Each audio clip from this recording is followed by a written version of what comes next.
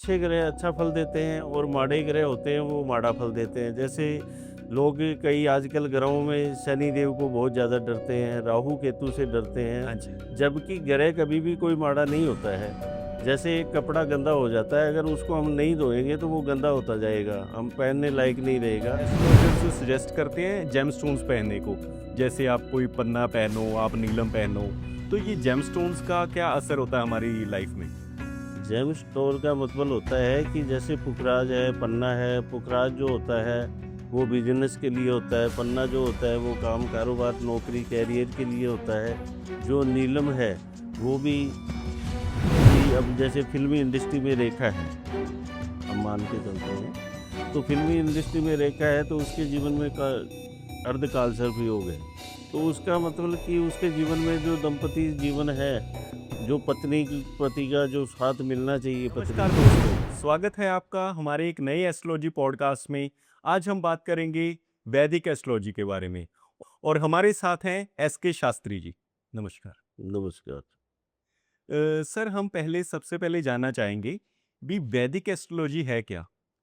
वैदिक एस्ट्रोलॉजी का मतलब है कि ज्योतिष के अंदर जो ज्ञान होता है वो वेदी विधि और विधान से और पूजा पाठ से देख के किया जाता है, उसको वैदिक पूजा बोलते हैं। ठीक। जैसे किसी भी अच्छे शुभ कार्य में कोई भी कार्य करते हैं तो पहले ही गणेश पूजा करते हैं, तो वो वैदिक साधना के द्वारा ही पूजा होती है, आराधना होती है। ओके। जैसे एस्ट्रोलॉजी में देखूं बहुत सारी चीज़ें होती हैं। नॉर्मल जो इंसान होते हैं वो तो डर ही जाते हैं ये सुन के भी, जैसे इसमें राशियां, ग्रह, कुंडली, है ना? तो सबसे पहले हम जानना चाहेंगे भी ये कुंडली क्या चीज़ है? जैसे कुंडली का मतलब होता है कि जन्म के समय का विचार, जैसे डेट ऑफ बर्थ टाइम लेके उसका जो लगन आता है, हम्म। उस लगन पे जो ग्रह पे आधारित होता है, जो उस कुंडली के विषय में उस टाइम पे देख के उसका सारा विवरण दिया जाता है कि इससे क्या होगा या अच्छा होगा या नहीं होगा या कब तक होगा।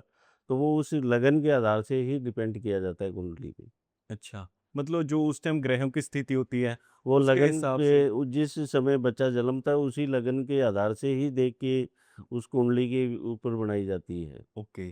जिस पे मतलब कुंडली पे सारी लाइफ डिपेंड करती है हाँ, बंदे की। बिल्कुल, अच्छा, मतलब कुंडली से पूरी लाइफ के बारे में पता चलता है। बिल्कुल, क्योंकि ये ज्योतिष कोई आज का नहीं है, बड़े-बड़े ऋषि-मुनियों का समय से चलता आ रहा है हम्म। और ये तो हमारा भी वैसे ख़ानदानी काम है। हम ओके। कोई एस्ट्रोलॉजर बुक से या कोई किताबों से नहीं बने हुए हैं। ओके। हमारे दादे-परदादे ने भी यही काम किया और हम भी यही कर रहे हैं। हम्म। तो वो सिर्फ़ ये आजकल वैज्ञानिक हो गया हम्म।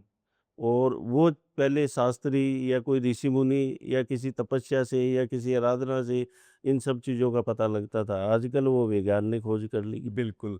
अब जैसे आज ना काम बड़े आसान होने लग गए। जैसे आपने पहले देखा होगा भी लोग ना हाथ से कुंडलियाँ बनाते थे, है ना? हुँ। स्क्वायर बनाते ये वो। आजकल ना लोगों का काम कम हो गया है। अभी क्या कहते हैं, ऑनलाइन अपनी डिटेल डालो और कई सॉफ्टवेयर हैं, कई वेबसाइट हैं, वो फटाफट कुंडली बना के दे देती हैं। लेकिन इनको समझने के लिए हमें एस्ट्रोलॉजर की ज़रूरत ज़रूर होती है।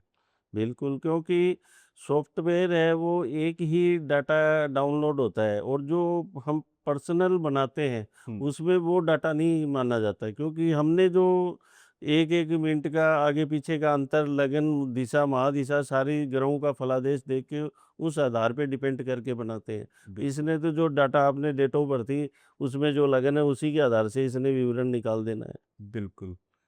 आखिर मतलब जो वेबसाइट हैं, जो है ना कंप्यूटर है, वो इंसान का इस तरह मुकाबला नहीं कर सकता। बिल्कुल नहीं। अब एक तो पहले 10 आदमी काम करते थे, आजकल ये 10 आदमियों का एक ही कर रहा है, तो वो फिर फ़र्क तो होगा ही। बिल्कुल। अब जैसे हम ना बात कर रहे हैं राशियों की, कइयों का देखा भी राशि तो सिंह है, लेकिन काम शेरों वाले नहीं होते। तो नहीं, वो पता क्या होता है, राशि सिर्फ़ 12 होती है हुँ। और ये ब्रह्मांड इतना बड़ा है, इसमें 12 राशियों पे डिपेंड करते हैं। राशि तो सिर्फ़ एक पहचान पत्र बना हुआ है हुँ। कि इस इंसान की ये राशि है। हुँ। ये ज़रूरी नहीं है कि सिंह राशि वाला आदमी शेर के ही गुण हो, क्योंकि राशि तो सिर्फ़ एक उसका जो आइडेंटिटी बनी हुई है कि इस ब के ये नाम की ये राशि है। ओके। एक तो नाम का आदमी रिक्शा चला रहा है, हुँ। सिंह राशि वाला, और एक आदमी प्राइम मिनिस्टर बना हुआ है। तो वो ये मतलब नहीं रखता इस चीज़ से कि कोई भी इस चीज़ को। मतलब हमारी पूरी जो लाइफ है वो ऐसे नहीं है अभी राशि पे ही डिपेंड करती है, हाँ, और बहुत सारे फैक्टर्स होते हैं बिल्कुल, कि नहीं। बिल्कुल। जैसे हम बात करें राशियों की, उसके बाद आ जाते हैं ग्रह। ये हुँ। ग्रहों का हमारी जिंदगी में क्या प्रभाव होता है? ग्रहों का ये होता है कि देखो हम्म, उसी प्रकार से जैसे जो ग्रह माड़े होते हैं, हम्म, उनका दान पुण्य समय पे होता रहे या उसकी कोई विधि विधान से पूजा होती रहे, तो वो माड़ा फल कभी नहीं देते हैं। शनि है जैसे 7.5 साल का होता है, ये सबको पता है कि साढ़े है। हम्म, कईयों को 2.5 साल का भी होता है, कईयों 2.5 साल का भी आता है अलग-अलग राशि पे। तो जैसे अभी कुंभ राशि पे साढ़े का जो है अभी ढैया है लास्ट का, तो जैसे 2.5 साल पहले आते हैं वो शनि के सिर पे आते हैं, फिर आता है छाती पे, फिर आता है वो पैरों पे। अच्छा। दो सिर पे स्टार्टिंग में आता है तो उसकी बुद्धि को हीन कर देता है, ओके। बुद्धि कार्य नहीं करती, वो अच्छा करता है तब भी उल्टा फल नज़र आता है उसको। हम्म, और जो हृदय पे आता है छाती पे, तब उससे शरीर स्वास्थ्य ठीक नहीं रहता है उसका। हम्म, जो जैसे डॉक्टरी इलाज चलता रहे लंबा, हम्म, कोई ना कोई किंतु परंतु कोई ना कोई दिक्कत बनी रहेगी रोज़। ओके। और जो पैरों पे आता है लास्ट चरण पे, तब वो उसका पैर नहीं टिकने देता। हम्म, एक जगह से कभी कहाँ वो घूमता ही रहता है। और जैसे ही वो साढ़े खत्म हो जाती है, तो वो ठीक हो जाता है। बाकी ये ज़रूरी नहीं है कि सारे ही साढ़े वाले ऐसी स्थिति में होते हैं। क्योंकि ग्रह हमेशा जैसे अगर उसको टाइम पे हम उसका दान करते हैं, हम्म, तो वो उसकी आहुति लग जाती है, तो उसका जो एक भूखा इंसान होता है, अगर उसको समय पे हम खाना नहीं देते हैं, हम्म, तो वो भटकता है। ओके। उसी प्रकार से ये ग्रह भी अगर हम उनको समय पे दान पुण्य या उनका पूजा पाठ या उनका उद्यापन ना करें तो वो माड़ा फल देते हैं। जी। आपने बात की है सरस्वती की। ये असल में होता क्या है? मतलब कौन-सी कंडीशन होती है जिसमें सरस्वती हम मानते हैं? नहीं, कंडीशन इसमें होती है जैसे अलग-अलग राशियों पे कइयों पे ढैया लगता है, कइयों पे साढ़े लगती है। हुँ, ठीक है, तो जैसे कुंभ राशि है उसपे साढ़े थी, ओके। अब लास्ट चरण पे है तो वो 2.5 साल का रह गया। हुँ। अब जैसे हम बात कर रहे हैं ना राशि की, कुंडली की, तो कई लोग ना एस्ट्रोलॉजर्स सजेस्ट करते हैं जेमस्टोन्स पहनने को। जैसे आप कोई पन्ना पहनो, आप नीलम पहनो। तो ये जेमस्टोन्स का क्या असर होता है हमारी लाइफ में? जेम स्टोर का मतलब होता है कि जैसे पुखराज है, पन्ना है, पुखराज जो होता है वो बिज़नेस के लिए होता है, पन्ना जो होता है वो काम कारोबार, नौकरी, करियर के लिए होता है। हुँ, जो नीलम है वो भी अच्छे के लिए होता है। पर ये जैसे पुखराज है वो गोल्ड में पहना जाता है, पन्ना है वो भी गोल्ड में पहना जाता है। ये नहीं कि हम उसको चाँदी में या तांबे में पहन लें तो वो काम करेंगे। ओके। अब जैसे मूँगा है, हुँ, वो तांबे में वो 7 धातु में पहनते हैं तो वो मैरिज के लिए अच्छा होता है। जैसे कई मंगलिक बच्चे होते हैं, हुँ, उनकी शादी में काफ़ी देर से बाधाएँ चल रही है, शादी नहीं हो रही है या हो के टूट रही है या होता-होता काम वापस ना हो जाती है, तो उसके लिए मूँगा पहनना बहुत ही अति शुभ रहता है। ये कोई भी राशि वाले पहन सकते हैं? हाँ, कोई भी राशि वाला, मैरिज के लिए होता है वो। अच्छा। ठीक है। अब जैसे ये तो आपने बताया इसके फ़ायदे हैं ना? अगर सपोज़ करो कोई मतलब जैसे ऑनलाइन सुन ले, है ना? किसी से वीडियो देख के, मतलब एस्ट्रोलॉजर की सलाह ना ले, अगर गलत पहन लिया। नहीं, जैसे नीलम होता है, हुँ, वो बिना सलाह के नहीं पहना जाता, हुँ, क्योंकि नीलम जो है वो मिंट में राजा बना देता है और मिंट में रंक बना देता है। ठीक। नीलम का ये होता है कि वो बिना टेस्ट किए नहीं डाला जाता है, पुखराज हो गया, नीलम हो गया, ये क्योंकि महँगे आते हैं पहली बात तो। हुँ, और अगर इनका साइड इफ़ेक्ट भी बहुत जल्दी होता है। अच्छा। अगर गलती से हम डाल दें जो चीज़, जैसे नीलम को धारण करने से पहले हम उसको बाजू को बंधवाते हैं अच्छा, कि इसका पहले आप रात को देखना कैसा सपना आता है या कैसा नहीं आता है। अच्छा, अगर उसमें गलत टाइप का आता है तो फिर वो नहीं डालना चाहिए, अच्छा। क्योंकि वो उससे उसको साइड इफ़ेक्ट होता है। मतलब मतलब इतना फ़र्क होता है इन हाँ, जेमस्टोन्स का, बिल्कुल, भी हमारे बिल्कुल। सपने तक चेंज हो जाते हैं। बिल्कुल, बिल्कुल। वाह! और ये जो रत्न है ये तो बहुत पुराने हैं, क्योंकि आज के तो है नहीं। हुँ। ये तो बहुत समय पहले से चले आ रहे हैं। एक ना एस्ट्रोलॉजी में आता है राहु और केतु। ये इनसे लोग डरते ही बहुत हैं। ये राहु और केतु क्या है? देखो, राहु और केतु कोई माड़ा ग्रह नहीं होता है। लोगों के दिल में कुछ तो एक माइंड में बिठा दिया जाता है कि हुँ, ये ग्रह है राहु और केतु। हुँ, राहु और केतु से क्या होता है कि राहु जो है वो विपरीत काल बुद्धि का मालिक होता है। अच्छा है। उसमें बुद्धिहीन कर देता है, बुद्धि को काम करना बंद कर देता है हुँ, कि उसको खुद को समझ नहीं आता कि मैं अच्छा कर रहा हूँ या माड़ा कर रहा हूँ, क्योंकि उसकी बुद्धि, दिल, दिमाग जो है वो कार्य करना असंभव हो जाता है। ओके। तो ये राहु की वजह से ऐसा होता है। और जो केतु है, वो जैसे कि कोई भी शरीर में अंगहीन करने का डर रहता है। अच्छा, जैसे एक्सीडेंट हो जाते हैं, कई बार चोट लग जाती है, कई बार बाजू टूट जाता है, पैर टूट जाता है, तो वो अंगहीन करता है। अच्छा जी। स्वास्थ्य के अंदर मतलब कि चोट पहुँचाना, नुकसान होना, इसलिए राहु और केतु को लोग थोड़ा माड़ा समझते हैं। और बाकी ऐसा नहीं है कि वो गलत प्रभाव, थोड़ा बहुत उनका दान पुण्य करते रहें हुँ। या उनके लिए कोई पूजा पाठ करवाते रहें तो वो ठीक रहते हैं। तो आप हमारे व्यूअर्स को बता ही दीजिए साथ के साथ, भी इसका उपाय क्या कर सकते इसका उपाय ये है कि जैसे मच्छियों को आटा डालें, हुँ, जो गोली बना के हुँ, आटे की, हुँ। जैसे सतनाजा डालें नदी के अंदर। अच्छा। जो जीव जंतु बिना बोलने वाले होते हैं ना, हुँ, वो राहु दोष मुक्ति के लिए, या जैसे तांबे के सिक्के आते हैं, हुँ। वो राहु शांति के लिए होता है। अच्छा, तो ये चीजें करने से, वो सिक्के क्या मतलब दान करने होते हैं? दान नहीं, जैसे उसे नदी में डालना है, अच्छा, नदी में डालने हैं। ओके, जल में। ओके। और इसका यही फायदा है, अगर ये दान पुण्य करें तो इससे काफी फायदा है। मतलब राहु और केतु शांत रहते हैं। हाँ, इससे काफी जैसे गऊ को चारा वगैरह डालें। अब बात आ रही है जैसे हमारे यंगस्टर्स की, वो इस टाइम बड़े परेशान हैं नौकरियों के कारण, है ना? या सरकारी नौकरी के कारण। मतलब सरकारी नौकरी का पता चल सकता है राशि से? कुंडली से सॉरी। हाँ, कुंडली से पता चल जाता है कि जैसे कि उसके जो अच्छे लगन के घर के आधार से, या उस कुंडली के विचार से देख के पता चल जाता है कि जैसे इस घर में, जैसे अब मंगलिक होता है बच्चा कोई, हुँ, तो वो जैसे पहला, चौथा, आठवां, 12वां, 7वें घर में मंगल हो तो उसमें शादी में काफ़ी रुकावटें आती हैं मंगल की वजह हुँ। से। इसी प्रकार से ऊंच नीच के ग्रह होने से नौकरी का पता चल जाता है। जैसे सूर्य अच्छा होना चाहिए, बृहस्पति बढ़िया होना चाहिए, तो बिल्कुल कोई दिक्कत नहीं होती नौकरी अच्छा, की। फिर सरकारी नौकरी मिल सकती है। बिल्कुल, बिल्कुल। ओके। जिनका मतलब सूर्य उच्च का ना हो वो ट्राई ना करें। नहीं, ट्राई करना अलग चीज़ है। हुँ, जैसे ज़्यादा जो लगन के हिसाब से अगर ग्रह हो ऊँच-नीच के, तो वो सारे ही मिलाए जाते हैं। ये नहीं होता ना ओके। कि खाली एक ग्रह ऊँच का बैठा हो, 3 नीच के बैठ जाएँ, तो वो फिर 3 का पलड़ा भारी हो गया ना। बिल्कुल। और हम इसके साथ-साथ बात करेंगे जैसे मैरिज का भी, है ना? कइयों की पता चल सकता है अभी लव मैरिज होगी या अरेंज मैरिज होगी। हाँ, वो भी पता लग जाता है कुंडली में, जैसे ग्रहों के हिसाब से। हुँ, किसी की कुंडली में 5वें या 7वें घर में राहु, शुक्र और चंद्रमा मजबूत हो, तो उसकी लव मैरिज होती है, नहीं तो अरेंज मैरिज है ही है। अच्छा। हाँ, नहीं अगर मतलब ये 3 ग्रह ना हो तो फिर उनकी अरेंज मैरिज फिर हो। अरेंज मैरिज है। बिल्कुल।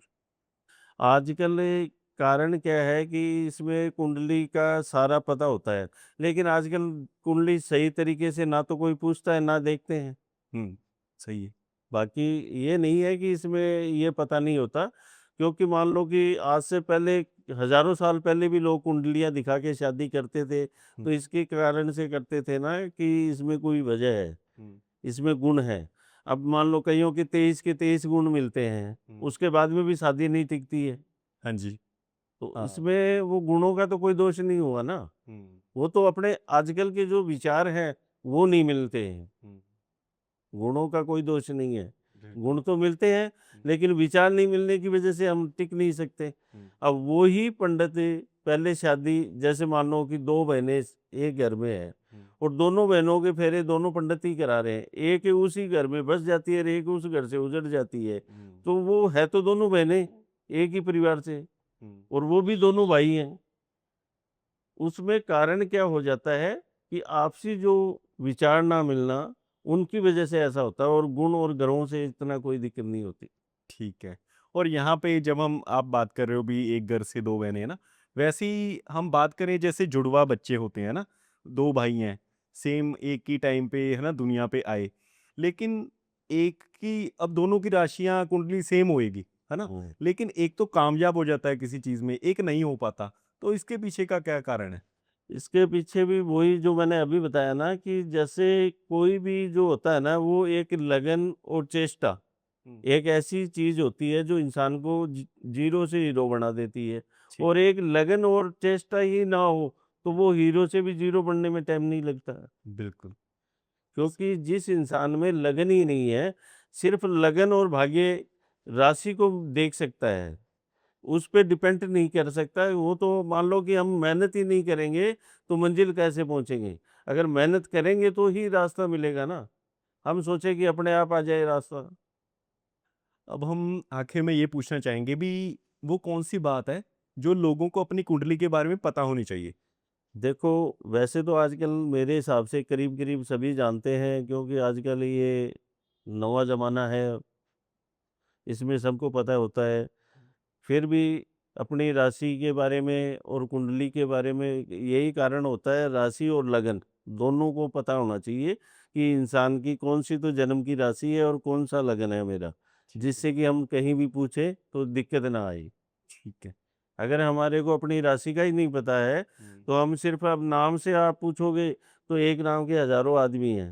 वो बिल्कुल। राशि तो एक ही होगी। हुँ। ये तो है नहीं कि एक राशि वाला सारे का एक जैसा ही होता है। तो जो लगन होता है, वो एक नहीं होता सबका। ठीक। क्योंकि मान लो आपका लगन कुंज हर टाइमिंग के बाद में लगन चेंज होता रहता है, ढाई घंटे बाद में। हुँ। तो वो लगन चेंज होएगा तो अपने आप समय के आधारित सारे ग्रह चेंज हो जाएँगे। अच्छा, मतलब लगन चेंज होता रहता है। बिल्कुल, लगन एक ही थोड़ी रहता सारे दिन में। ओके। एक ना लोगों को अगर पता चल जाए कि उनकी कुंडली में काल सर्प योग है, तो वो एकदम से डर जाते हैं। ये काल सर्प योग आप थोड़ा समझाएँगे भी ये क्या चीज़ होती है? देखो, कालसर्प योग का मतलब होता है कि मैरिज के अंदर दिक्कत आना। अच्छा। कालसर्प जैसे 2-3 ग्रह इकट्ठे बैठ जाते हैं, तब भी कालसर्प योग बन जाता है। हुँ। और कई बार कालसर्प योग की वजह से क्या है कि शादी होके भी टूट जाती है, उसमें पूर्ण सुख नहीं मिलता पति का, अच्छा। कालसर्प दोष में। जैसे मंगलिक होता है, उसी प्रकार से कालसर्प दोष होता है। हुँ। उसमें जीवन में बाधा रहती है, कोई ना कोई अड़चन, अगर शादी हो भी जाए, तो उसमें टूटने के चांसेस ज़्यादा रहते हैं। अच्छा। इसलिए कालसर्प दोष को पूजा कराते हैं, जैसे शिवलिंग पे फूल वगैरह चढ़ाते हैं, या जो पूजा होती है कालसर्प दोष की वो कराते हैं, हुँ। या कई तुलसी के साथ विवाह भी करा देते हैं, तुलसी विवाह। ओके। तो उसकी वजह से कालसर्प दोष भी भंग हो जाता है।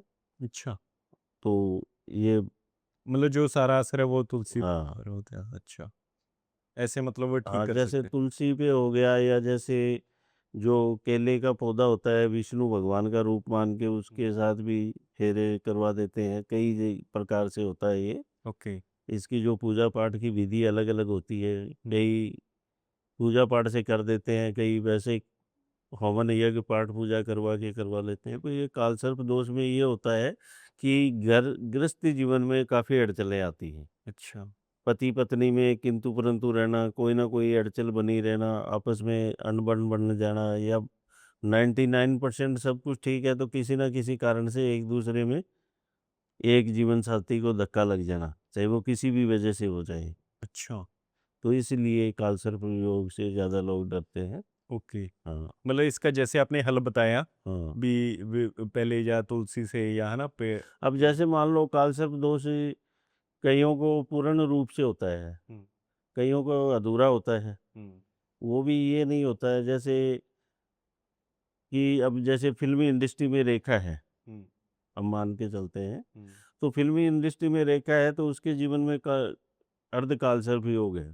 तो अच्छा। उसका मतलब कि उसके जीवन में जो दंपति जीवन है, जो पति का जो साथ मिलना चाहिए पत्नी को, वो नहीं मिल पाया। अच्छा। चाहे अगर वो करना भी चाहे तब भी नहीं हुआ। हुँ। तो ये कालसर्प का मतलब यही होता है ओके। कि पति जीवन में कोई ना कोई कारण बन जाना, या कोई रुकावट आ जाना, या प्यार प्रेम होके टूट जाना, ये कालसर्प दोष की वजह से ऐसा हो जाता है। ओके।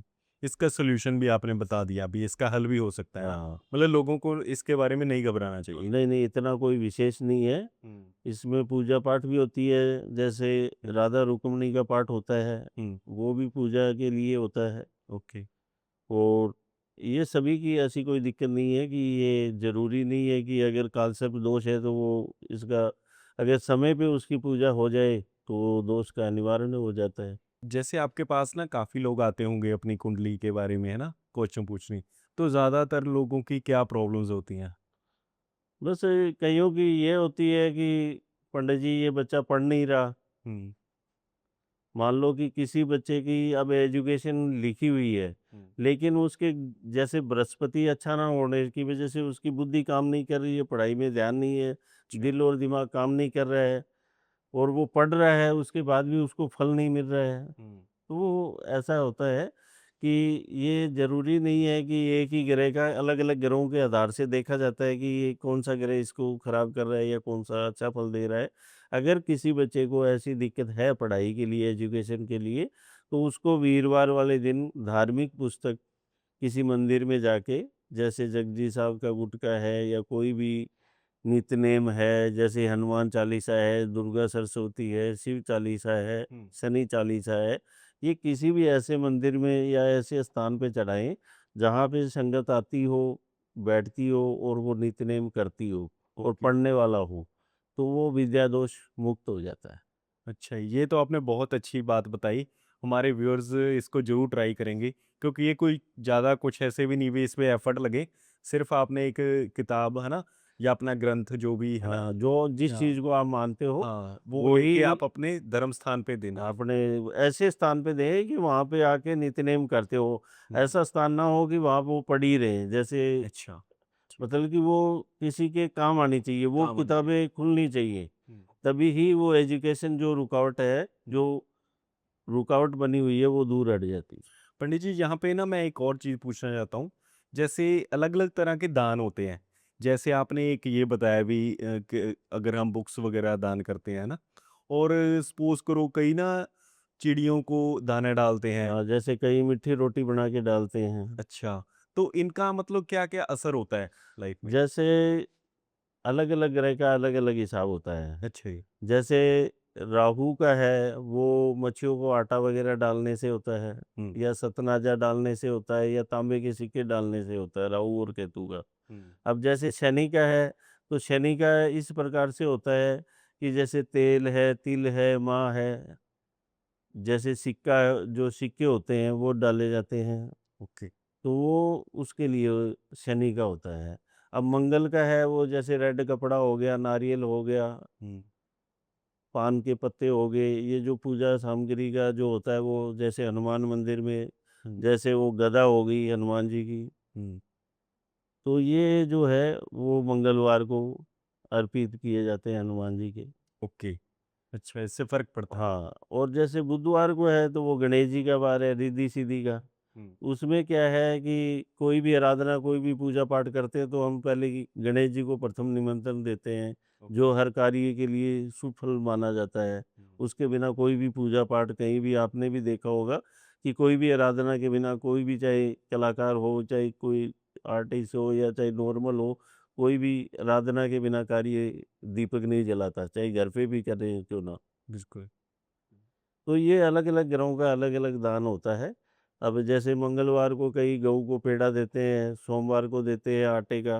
तो ये इससे अलग-अलग ग्रहों के अलग-अलग दान हैं, जैसे मीठी रोटी बना के दे देना, चिड़िए काऊ को डाल देना। तो ये अलग-अलग रूप का अलग-अलग फल मिलता है। ये ग्रहों की वजह से होता है, और ये ग्रहों के दान करने से इससे फल अच्छा ही मिलता है, माड़ा नहीं मिलता है। मतलब जैसे आपने बताया भी ये कुंडली देखकर पता चलता है कि हाँ, उनको कि क्या वो दोष है हाँ। और उनको कौन-सा दान करना चाहिए। बिल्कुल, वो कुंडली में ही पता लगेगा कि इस इंसान के ये ग्रह खराब है और ये अच्छे हैं। बिल्कुल। जैसे हम मैरिज की बात कर रहे हैं, लव मैरिज, अरेंज मैरिज, इसमें एक और दिक्कत भी आती है मंगलीक की, भी लड़का मंगलीक तो नहीं, लड़की मंगलीक तो नहीं। ये मंगलीक क्या चीज़ होती है? देखो, मंगलिक का मतलब होता है कि लड़की और लड़के के ग्रह देखे जाते हैं कौन से घर में है। हुँ, जैसे पहला, चौथा, 8वाँ, 12वाँ, 7वाँ घर, अगर इसमें मंगल है पूर्ण रूप से, तो वो मंगलिक माना जाता है। लेकिन इसके साथ राहु या शनि कहीं ऊंच-नीच का है, तो उससे पर शनि, ये जो मंगल दोष भंग भी होता है। अच्छा, पर वो ग्रह के आधार से पता चलता है कि कौन-सा ग्रह है या नहीं है। अगर नहीं है तो मंगलिक है, अच्छा, और मंगलिक के अंदर क्या होता है कि कोई ना कोई अड़चन, कोई ना कोई रुकावट बनती है शादी में, और गृहस्थ जीवन को अधूरापन रहता है। इसलिए मंगलिक, उसी को मंगलिक कहते हैं। ओके। इसका कुछ सपोज़ करो कोई मंगलीक है, तो इसका फिर उनको क्या सॉल्यूशन करना पड़ता है? इसका सॉल्यूशन यही है कि जैसे उनको एक पाठ होता है राधा रुक्मिणी का, वो करना चाहिए। जैसे पूजा होती है, राधा रुक्मिणी का पाठ होता है, वो करना चाहिए। या जैसे गऊ को पेड़ा वगैरह दे आटे का बना के। ठीक है। और एक मूंगा आता है रतन, जो स्टोन बोलते हैं, वो धारण करें तांबे में ओके, या चांदी में। तो उससे क्या है, कम से कम 5.25 रत्ती का होना चाहिए, जिससे कि वो उसकी शादी के अंदर जो भी अड़चन बाधा रुकावट है उसको दूर करता है। सही है। अब इसके बाद आ जाता है पितृदोष। इससे बहुत लोग घबराते हैं, अभी ये क्या है? इससे मतलब भी पहले ये बताइए पितृदोष होता क्या है? देखो, पितृदोष होता है जो इंसान मर जाता है, उसकी आत्मा की शांति के लिए किया जाता है। अब जैसे कई बुजुर्ग होते हैं, पूर्व जन्म के पितरों का दोष होता है, उसी को पितृदोष मानते हैं। जैसे कई हरिद्वार जाते हैं गंगा जी छोड़ने, कई जाते हैं पेवा, कई अलग अलग स्थानों पे जाते हैं, जैसे गढ़गंगा। तो ये पितरों की शांति के लिए ही जाते हैं। और उन जैसे जो बुजुर्ग होते हैं, उनके कोई भी कार्य हो तो ऐसे स्थान पे जाके शांत हो जाते हैं। जी। और जैसे ये पितर जो पक्ष होता है, जैसे 16 श्राद्ध बने हुए हैं, हुँ, तो ये पितरों के नाम से ही बने हुए हैं। 16 श्राद्ध जो आते हैं, वो 16 श्राद्ध इसीलिए आते हैं कि भई इसमें पितर पक्ष का पता रहता है कि पता नहीं किसकी कईयों का कब खत्म हुआ है, कौन सी तिथि को हुआ है, कोई किसी का कौन सी को। तो वो 16 दिन के अंदर सारे जो होते हैं, वो कवर हो जाते हैं। इससे मतलब लोगों को नुकसान क्या होता है? सपोज़ करो। इससे नुकसान ये होता है कि जैसे कईयों को ये नहीं पता होता कि कौन सा मावस और पूर्णमासी को, जैसे मावस के दिन मैन जो होता है वो पितरों की मानी जाती है, ठीक है। क्योंकि जो मस्या आती है वो पितृ पक्ष में ही मानी जाती है। उनके नाम से जैसे कोई भी पितरों के नाम से प्रसाद लगाते हैं या भोजन करवाते हैं किसी को या खाना खिलाते हैं, हुँ, तो वो उसी लिए होता है। और जो 16 श्राद्ध चले हुए हैं वो इसीलिए चले हुए हैं कि आगे पीछे तो ना आदमी करे, पर श्राद्धों में याद आ जाता है ऑटोमेटिक, हुँ, भाई ये हमारे पूर्वों का है बनी हुई रीति। तो अच्छा। ये इसलिए पितृदोष का होता है। और पितृदोष में कोई इतना साइड इफेक्ट नहीं होता है, हुँ, सिर्फ यही होता है कि वो अपने पितरों को जैसे प्रसाद वगैरह चढ़ाते रहे, धूप अगरबत्ती करते रहे, उनका नाम लेके घर में हुँ, सुख शांति रहती है, उनका आशीर्वाद बना रहता है। बि अब जैसे बात चल रही है हाँ जी। कुंडली की, तो कई लोगों का होता है भी पैसों की दिक्कत। उनको लगता है भी हम करोड़पति बन जाए, है ना? तो उसमें एक टर्म आती है राजयोग। ये जी। राजयोग क्या होता है? देखो, राजयोग अलग-अलग हिसाब से होता है। जैसे ग्रहों के आधार से भी राजयोग का पता चलता है कि अच्छे ग्रह हो तो उसको राजयोग होते हैं। राजयोग सभी की कुंडलियों में नहीं माना जाता है। कुंडलियों में हो तो भाग्य में नहीं होता। अगर भाग्य में हो तो कुंडली में ना हो, तो कोई ना कोई वजह से रह जाता है। ओके। ऐसे तो हर इंसान की इच्छा होती है कि मैं राजनीतिक क्षेत्र में जाऊँ, नाम कमाऊँ, राजयोग। लेकिन जो मेन होता है, हुँ, वो जैसे शिव जो मस्तिष्क में होती है शिव रेखा, हुँ, तो शिव की जो रचना रची है जैसे ब्रह्मा, विष्णु, महेश ने, उस हुँ, प्रकार से राजयोग होता है।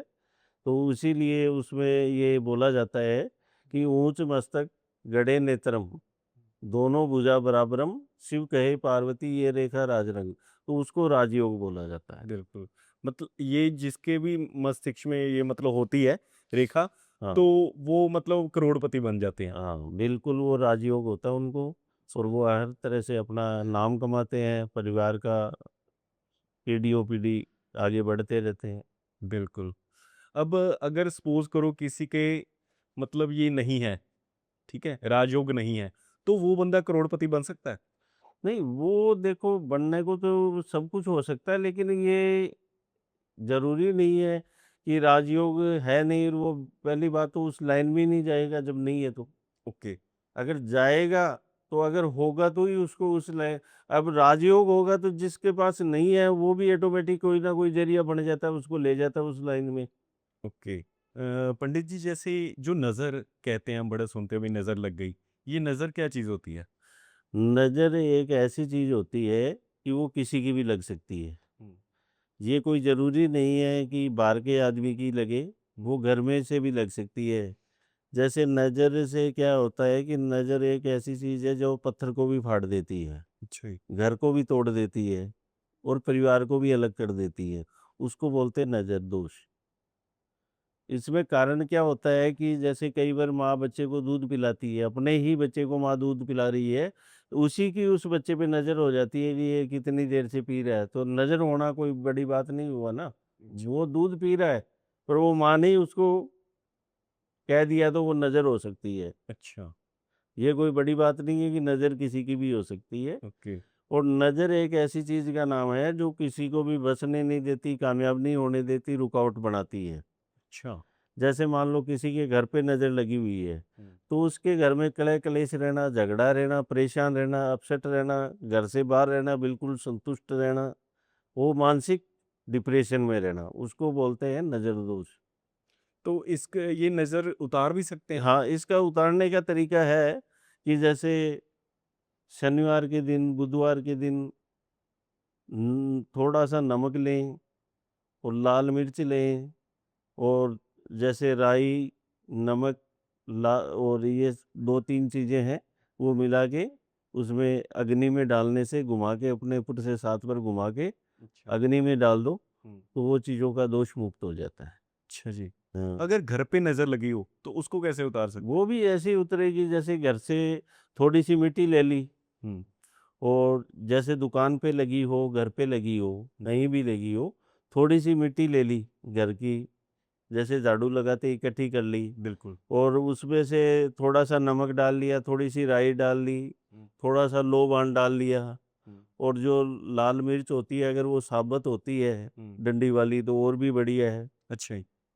वो उससे क्या होता है कि उसको सारे घर के वो चारों तरफ से घूम के चारों दिशाओं में से राउंड लेके क्लॉकवाइज़ हुँ, 7 बार और फिर उसको जला दो अग्नि में। अच्छा तो ऐसे घर की नज़र भी हाँ, भाग जाती है। बिल्कुल नज़र दोष मुक्त हो जाता है तो उससे। पंडित जी जैसे ना कई लोग ना ब्लैक मैजिक करते हैं, है ना? दूसरों पर, मतलब उनका नुकसान होता है।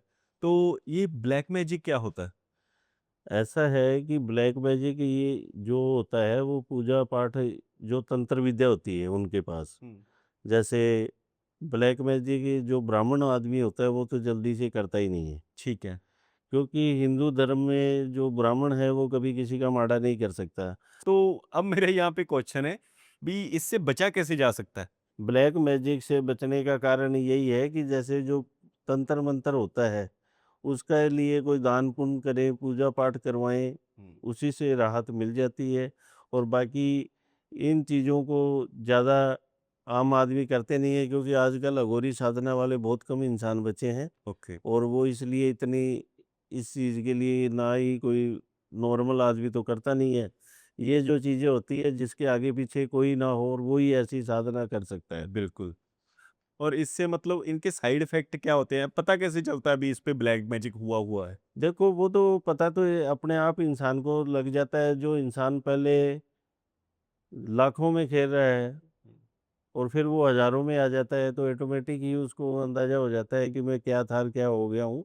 तो ओके। वो तो पता लगाने वाली तो कोई बड़ी बात ही नहीं है। जिसके पास अच्छा बिज़नेस हो, सब कुछ हो और वो सब कुछ ख़त्म हो जाता है तो इसका मतलब वो ऐसी वजह से ही होता है। मतलब जैसे नुकसान होते हैं हाँ, तो वो इससे बड़े नुकसान नुकसान आगे से आगे कोई नुकसान होना या अच्छा काम नहीं होने देना या कोई पैसा अच्छी जगह नहीं लगने देना हुँ, या शुभ कार्य में बाधा बनना, बिल्कुल। तो वो इसी कारण से होता है। एक आप थोड़ी-सी रेमेडीज़ बताओगे जिसके करने से हमें फ़ायदा हो? ये तिलक लगाने से क्या फ़ायदा होता है? देखो तिलक लगाने से ये फ़ायदा होता है कि जो मस्तिष्क में पहली बात तो कोई भी तिलक लगाता है वो एक परमात्मा के बहुत नज़दीक होता है और परमात्मा को वो ध्यान करता रहता है। पूजा पाठ करने वाला इंसान ही तिलक को ज़्यादा लगाने की कोशिश करेगा। ओके। जिसके मन में श्रद्धा भावना होगी, हुँ, जो जानता होगा पूजा पाठ उसी को तिलक की इच्छा होगी अन्यथा नहीं लगाता। बिल्कुल। और इस तिलक लगाने से ये फ़ायदा है कि जैसे मस्तिष्क में तिलक लगने से क्या है कि ऑटोमेटिक ही मन को शांत होता है। जो मन है हुँ, वो शांत हो जाता है। जैसे कइयों का कहते हैं कि हमारा सिर फट रहा है, सिर दर्द बहुत ज़्यादा हो रहा है। अच्छा। तो ये तिलक लगाने से जो तिलक का मतलब होता है सेंटर, हम्म। वो सेंटर में तिलक लगने से मन को जो है वो शांत कर देता है। कई लोग केसर का तिलक लगाते हैं। जैसे कई केसर का लगाते हैं, कई चंदन का लगाते हैं, कोई कुमकुम का लगाते हैं, तो ये अलग अलग होता है। हम्म। और ये कई हल्दी का भी लगाते हैं। हम्म। कईयों ने ना कान में भी लगाई होती है हल्दी। हाँ, वो कान में गले के, हाँ हाँ। तो वो इसीलिए लगाई होती है ना कि उनके पूरे जो हृदय में हम्म। परमात्मा का वास हो। अब ये तो हो गया एक रेमेडी तिलक लगाने वाली। ऐसी कुछ और रेमेडीज भी बताइए हमारे व्यूअर्स को जो वो करें और उनका जैसे जैसे कई लोगों को क्या होता है भी काम तो मेहनत तो बहुत करते हैं लेकिन पैसे नहीं आते उनके पास। देखो कई बार क्या होता है कि कईयों का भाग्य में कोई ग्रहों की वजह से दिक्कत आ जाती है, हम्म। या कई बार क्या होता है कि इंसान का कार्य कर रहा है लेकिन उसका फल नहीं मिलने का, कहते हैं ना कि समय से ज़्यादा और भाग्य से अधिक कभी नहीं मिलता। जब जी। समय इंसान का अच्छा आता है तो ऑटोमेटिक ही सब कुछ मिलना शुरू हो जाता है। अगर समय ही खराब हो तो आप चाहे जो मर्जी कर लो, आप कुछ नहीं कर पाओगे। बिल्कुल। अब इसमें जो कोई है कोई ट्रिक जो हम करें उस उससे पैसा रुकने लग जाए। देखो उसके लिए यही है कि आप हमेशा सुबह-सुबह सूर्य को जल दो, और शाम को जैसे सुबह शाम धूप बत्ती करो, भगवान का सिमरन करो। ओके। ज़्यादा समय नहीं कर सकते तो सुबह और शाम दोनों वक़्त धूप बत्ती करो, सिम परमात्मा का सिमरन करो। हम्म। उसमें घर में शांति भी होगी और आगे बढ़ोतरी भी होगी, लक्ष्मी का वास भी होगा। बिल- तो अगर आपसे कांटेक्ट करना हो हमारे व्यूअर्स ने नीचे चले। जैसे हमारे जो स्क्रीन पे नंबर चल रहे हैं, उन पे आप संपर्क करें ओके। और बात करके जो भी आपको सॉल्यूशन चाहिए, जो भी समस्या है, उसका हल बताया जाएगा। कोई भी दान पुण्य है या पूजा पाठ है या हवन है, यज्ञ है, कोई भी जो रास्ता होगा, हम्म। वैदिक पूजा के द्वारा आपको समाधान बताया जाएगा। बिल्कुल। आपने हमारे लिए टाइम निकाला और हमें इतनी अच्छा ज्ञान दिया, इतनी अच्छी बातें बताई। तो आपका बहुत-बहुत धन्यवाद। धन्यवाद।